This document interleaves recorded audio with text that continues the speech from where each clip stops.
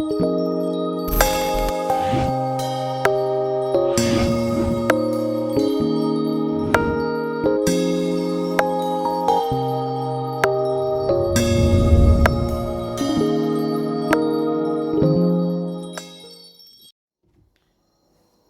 paralytique, un homme paralysé qui ensorcelle les gens qui ont compassion de lui.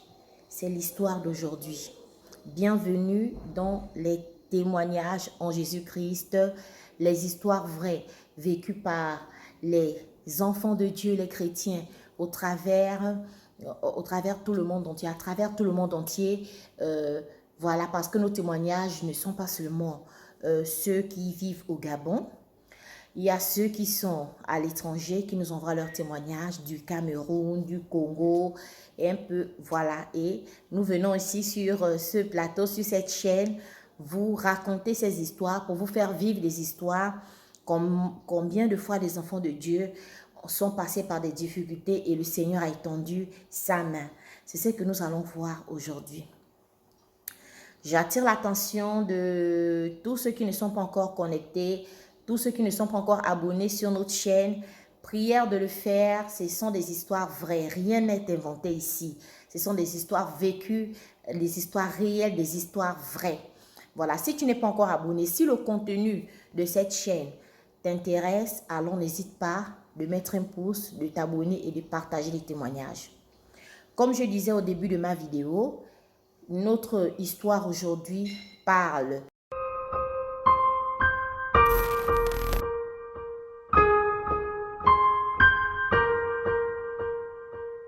d'un paralytique, d'un homme paralysé qui demandait de l'aumône aux gens. Il était installé dans un marché, bien-aimé.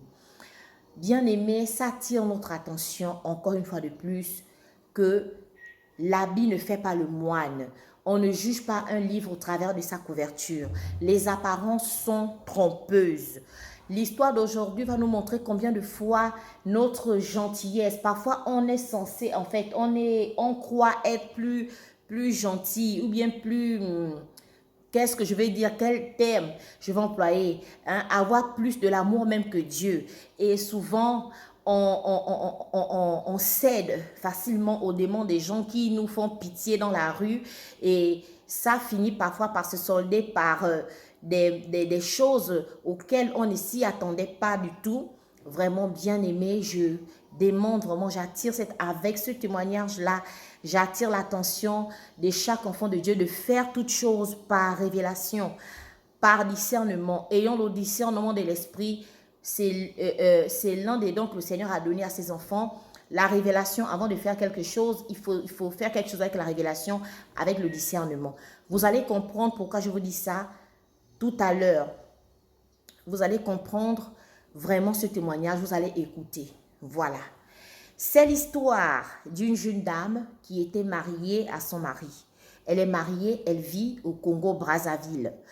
Bien-aimée, notre sœur en question, elle ne prie pas dans le message. Voilà, elle ne prie pas dans le message. Donc, elle prie. Elle a grandi dans le christianisme, elle est chrétienne, elle est chrétienne, elle est croyante. Voilà, donc elle a grandi dans le christianisme, bien-aimé. Et elle s'est mariée, elle a eu un travail. Voilà, un jour, elle se sépare avec son mari, elle quitte la maison pour se rendre dans son lieu de travail la journée. Elle a terminé son travail et la voilà qui rentre maintenant à la maison. Et en rentrant à la maison, elle a fait escale par le marché parce qu'elle avait des vivres frais achetés. Elle avait des légumes achetés, comme toute femme qui, après le travail, décide d'aller au marché pour s'acheter un peu des légumes, un peu des fruits, afin de concocter un bon plat à son mari. C'est ce qu'elle a fait. En allant au marché à Brazzaville, elle est rentrée dans le marché, elle essayait de regarder un peu ce qu'elle devait acheter. Son attention, donc elle a été, c'est-à-dire qu'elle a été captivée par une image triste, c'est-à-dire un monsieur paralytique de son état qui demandait l'aumône, qui mendiait. Il demandait l'argent aux passants. Donc c'était une personne qui faisait pitié. C'était une personne qui attirait l'attention. Une personne, quand tu regardes automatiquement, tu veux aller vers lui afin de l'aider. Donc, c'est ce qui s'est passé, bien aimé. Elle est venue et voilà que elle vient. En venant, elle voit le monsieur. Elle fait sortir de l'argent dans son portefeuille. C'était une pièce de 500. Elle a tendu l'argent au monsieur. Le monsieur récupère l'argent. Et comprenez bien, hein, saisissez bien ceci. Quand elle a remis l'argent au monsieur, bien aimé, elle n'a pas prié, parce que bon, pour elle, elle n'a pas prié. Pour elle, c'est un mendiant, comme tout autre mendiant, qui demande de l'argent. Donc, elle n'a pas pris la peine de prier, bien aimé. Elle a pris son argent et elle a remis l'argent au mendiant qui demandait. Le mendiant a récupéré l'argent et elle est partie.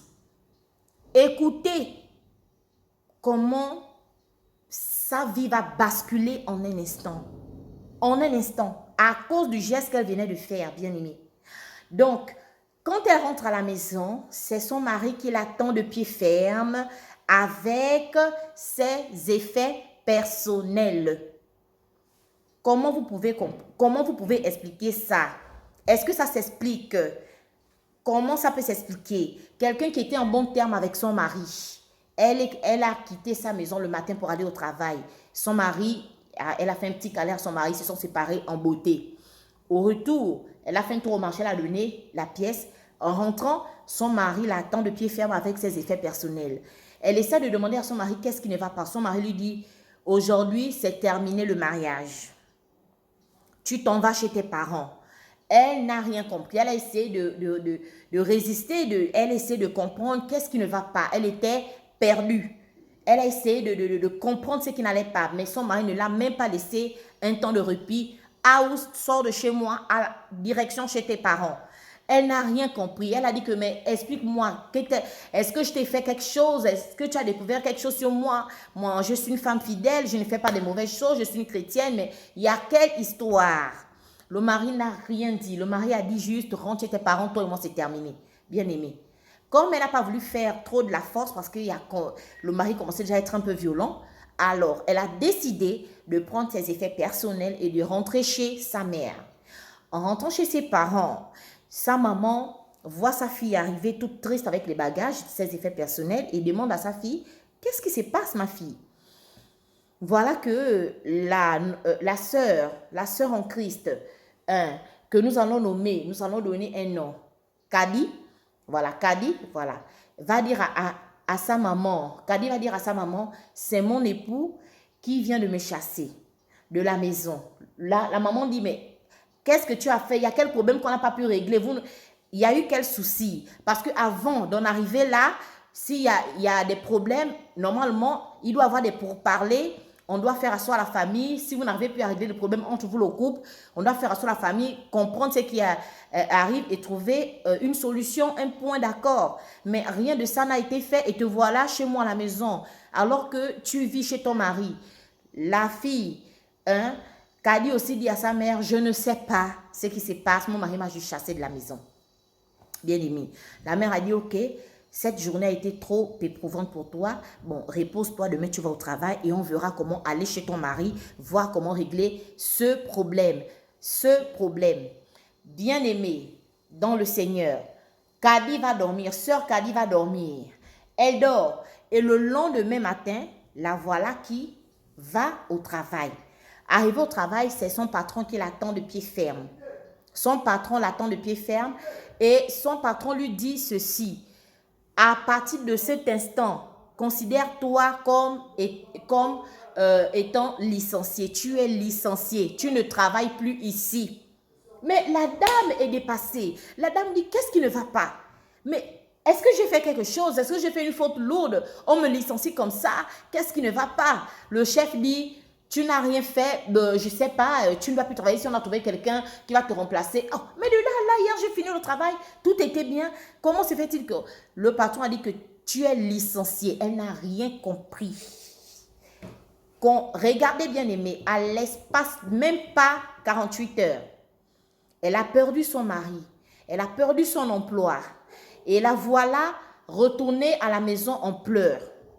Quand elle repart à la maison en pleurs, sa mère dit, mon Dieu, qu'est-ce qui ne va pas avec toi, ma fille? Du jour au lendemain, tu perds ton mariage, tu perds ton travail. Il y a quoi? Qu'est-ce qui ne va pas? Qu'est-ce qui n'a pas marché? Il y a quel souci? La maman, comme la maman aussi est chrétienne, ils ont décidé d'aller à l'église.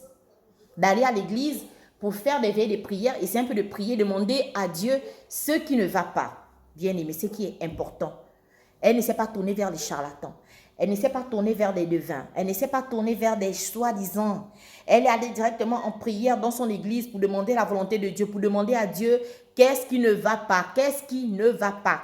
Pourquoi du jour au lendemain la vie de ma fille a basculé? Pourquoi ma vie a basculé? Donc la maman de Kadi et elle, ils sont allés à l'église. Arrivés à l'église,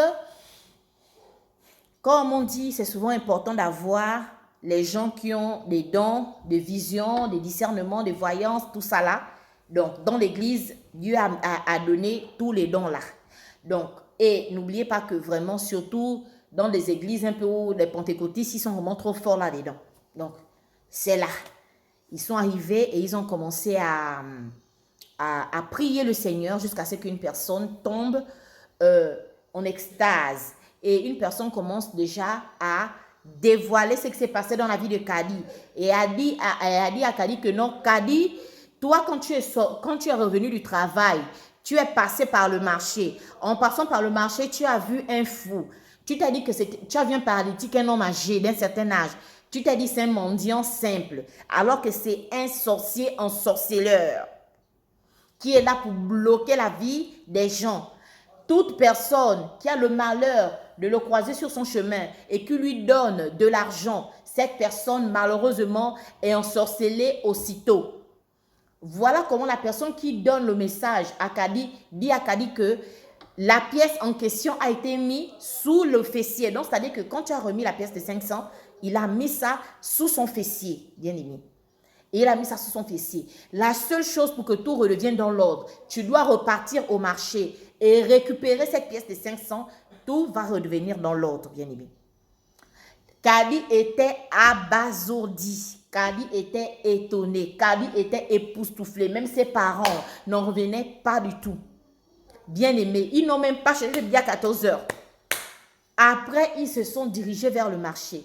Elle a commencé à demander aux commerçantes du marché que est-ce que vous n'avez pas vu un homme paralytique par ici et tout qui mendiait de l'argent, qui demandait de l'argent ici au marché. Mais oui, il est toujours au même endroit là.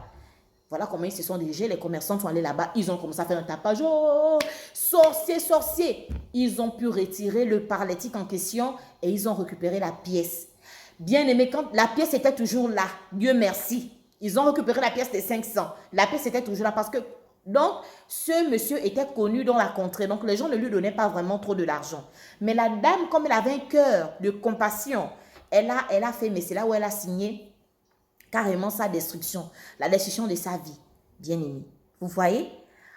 Moi, je dirais, ce n'est pas interdit de donner, mais en toute chose, et le discernement et la révélation, voire même prier avant de remettre l'argent à la personne, ou soit acheter quelque chose et remettre à la place de l'argent. En tout cas, avant de faire toute chose, c'est la révélation, le discernement. Ce témoignage n'empêche pas les gens de donner. En fait, ne voyez pas ça dans le sens où je suis en train de faire la propagande pour empêcher les gens d'aider les autres, mais ayez la révélation dans tout ce que vous faites. Ayez le discernement dans tout ce que vous faites et n'oubliez pas qu'aujourd'hui, le diable change des formes pour atteindre souvent les gens. Voilà, donc c'est un peu ça. Bien aimé, dès qu'ils ont récupéré, en allant à la maison, le mari était déjà là-bas, attendait Kadi chez ses parents pour demander pardon à Kadi. Est-ce que vous voyez? Donc, l'enchantement est quitté. Et il s'est rendu compte qu'il avait viré sa femme. Il a couru à la maison, il a trouvé le père parce que la mère et Kadi étaient à l'église pour la prière. Et il est venu dire que je suis venu chercher ma femme, demander pardon. Ça a été fait. Le lendemain, elle repart en entreprise parce qu'on a dit que c'était ça la clé, si elle récupérait l'argent. Le lendemain, dès qu'elle repart en entreprise, bien aimée, oh, mais désolé pour ce qui s'est passé. Allez, on va même signer encore même quelque chose parce qu'on a pour préjudice. On signe, on va te déverser l'argent pour ce préjudice qu'on t'a causé. Elle a encore eu même plus. Donc, bien aimé, vous voyez, c'est un peu ça. À cela, s'ajoute aussi l'histoire d'une d'une bien-aimée sœur du message, d'une bien-aimée sœur du message, vraiment une grande sœur que j'aime bien, qui m'a témoigné aussi quelque chose allant dans ce sens. Ça, c'est vraiment quelque chose que j'ai reçu même, il y a de cela, je pense, 1 ou 2 jours. Elle m'a témoigné, elle m'a dit, parce que j'étais déjà en train de préparer comment poster ce témoignage-là. Elle m'a dit, je ne comprends pas, j'étais dans une ville, dans le Haut-Togo, et plus précisément à Franceville, et j'ai donné 500, toujours 500, à une dame qui mendiait dans la rue. Et dès que je lui ai donné cette pièce, aussitôt quelque chose me parle. En fait, je me suis sentie triste, le fait d'avoir donné cette dame 500. Et après, quelque chose me disait, tu vas recevoir des mauvaises nouvelles aujourd'hui. Et la mauvaise nouvelle qu'elle avait reçue, c'était qu'elle avait perdu complètement le moteur de son véhicule, alors que son véhicule était neuf. Elle venait de l'arranger, c'était quasiment, elle n'avait rien. Depuis ce jour-là, tout a basculé. Mais elle n'a pas eu la révélation, en fait, de repartir. Et c'est non, vous savez, ce n'est pas tout le monde. Si le Seigneur ne descend pas pour dire mot à mot ce que tu as vécu, parce que ça, c'est que Kadi a vécu, c'est carrément le don de la prophétie qu'il a révélé ça. Si Dieu ne rentrait pas en scène, elle perdait tout. Donc, bien aimé, c'est quelque chose qui est vrai. Aujourd'hui, beaucoup de gens dans les rues œuvrent, ce sont des agents du diable. Ils œuvrent pour bloquer la vie des gens. Ils œuvrent pour que les gens n'évoluent pas. Donc, ils se font passer même pour des mendiants, ils se font passer pour des personnes démunies alors qu'ils sont là pour un but bien précis. Dieu merci que dans cette histoire, Kadi a pu retrouver son mari et retrouver son travail. Donc, sur ce, nous vous disons à la prochaine pour un nouveau témoignage en Jésus-Christ TV. Shalom.